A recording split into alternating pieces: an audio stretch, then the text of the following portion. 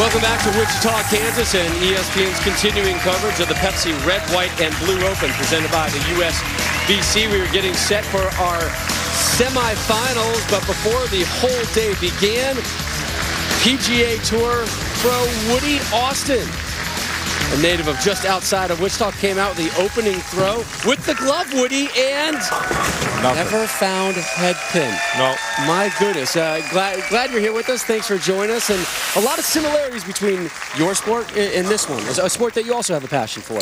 Yeah, like I said, there's a lot of muscle memory, a lot of hand-eye coordination. Obviously, you got to repeat everything that you do, just like a golf swing. You got to repeat everything with the ball and lay it down in the lanes the same spot, same rev rate, same ball speed. So there's a lot of similarities. Randy and I have a ton of questions. I know Randy's looking for a new set of clubs. We'll get to that one later. But Anytime. First, we got to get to our player introductions for our first semifinal. A six-time Lumber Liquidators PBA Tour titleist and reigning U.S. Open champion from Amarillo, Texas. Please welcome Mike Scroggins.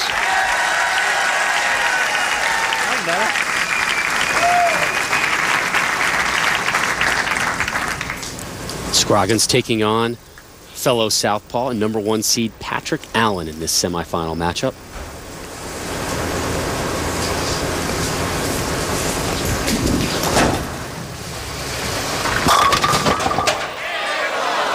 Leaves the 7.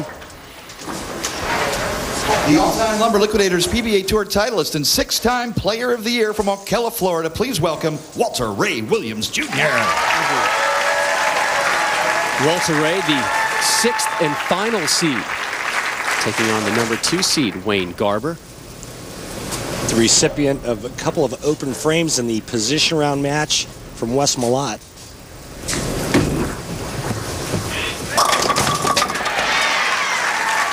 Woody, you've seen Walter Ray do that a few times, haven't you? Yeah, I saw a lot of it this week. I bowled on the next pair over from Walter Ray, and I saw quite a variety of strikes. Woody took part in qualifying. We're going to talk about more of that in a second as we continue to meet the rest of our competitors. A 13-time Lumber Liquidators PBA Tour winner and 2004-05 Player of the Year from Wesley Chapel, Florida. Please welcome Patrick Allen.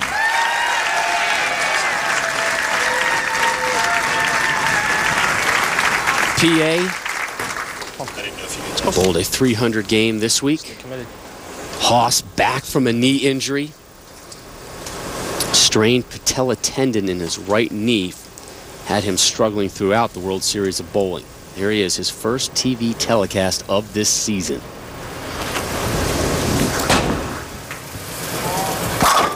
Yeah, Haas! We bowled 300 in position round and went from 5th to 1st. Saved the best for last. He earned his Lumber Liquidators PBA Tour exemption at the 2008 PBA Regional Players Invitational from Modesto, California. Please welcome Wayne Garber. Great story. Garber coming back after having torn both of his patella tendons falling down a stairwell while carrying luggage. We'll get more into that one. 6'2", 250. Look at his approach, guys. He's not making this up.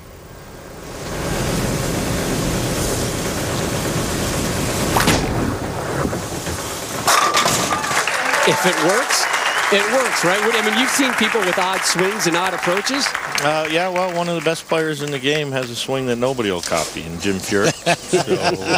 So, you know, there's no book on how to swing like Jimmy, but yet Jimmy gets it done week in and week out. Yeah, I don't think a lot of people are following Wayne's approach and how he does things. Here's PA back over there in the all-lefty showdown between Mike Scroggins. Do the right thing. Back-to-back jacks for PA, and you bowled all week here through qualifying, and your thumb is worse for the wear. Thumb's a little sore. My middle fingers I had 5 blisters on my 2 pointer fingers, I guess you'd call them, whatever you want to say.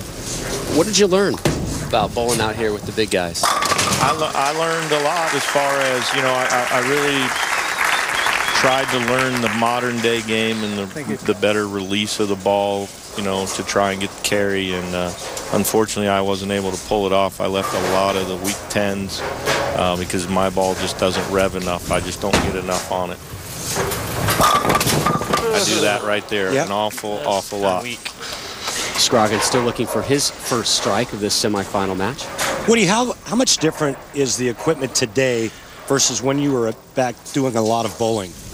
Oh, geez, you know, like I said, I make all the guys that know about bowling laugh when I say when I started back 5 years ago, I have a Johnny Petraglia LT48, nice. gold angle, and they go, oh my God. So, you know, but that's what happens when you take 28 years off in between. Yeah, it'd be like me playing golf with a persimmon, or playing golf with a persimmon driver. Yeah, in an old Bellata ball against all these young guys with everything, all the new equipment. You were making a great comparison to us about the sweet spot in this sport and golf and how much things have changed because of the equipment. Oh, absolutely. Like I said, you know, back the way the game is, you know, you hear a lot. You know, and I had a lot of people tell me, you know, you're a good league bowler, so you shouldn't have any problems. And it's like I explained to you guys, in league bowling, you've probably got anywhere from 5 to 10 boards to play with of a mistake.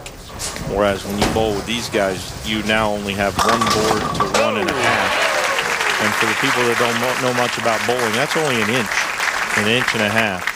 Well, if you give me the 10 boards and you give me almost a foot, well, I'm pretty consistent. I can throw it within a foot. But when you make me throw it within an inch, I don't bowl enough to be able to throw it consistently within inside of an inch.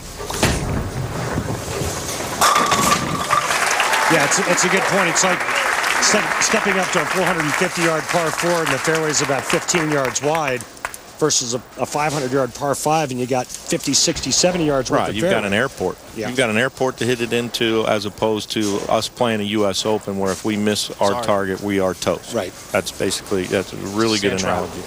And I think the World Series of Bowling that just concluded was like bowling or like playing a U.S. Open just about every week. The scores were brutally low and very, very tough lane conditions.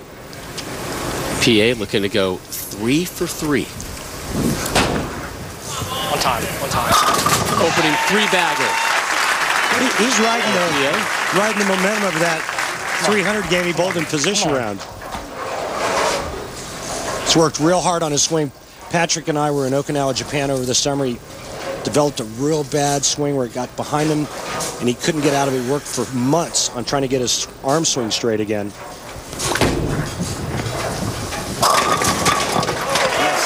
An opening hand bone for Wayne Garber. He has not been intimidated at all in taking on living legend Walter Ray Williams Jr.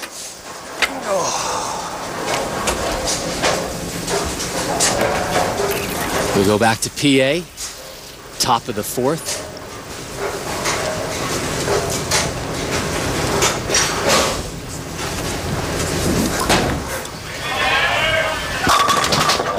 And leads the 7-10.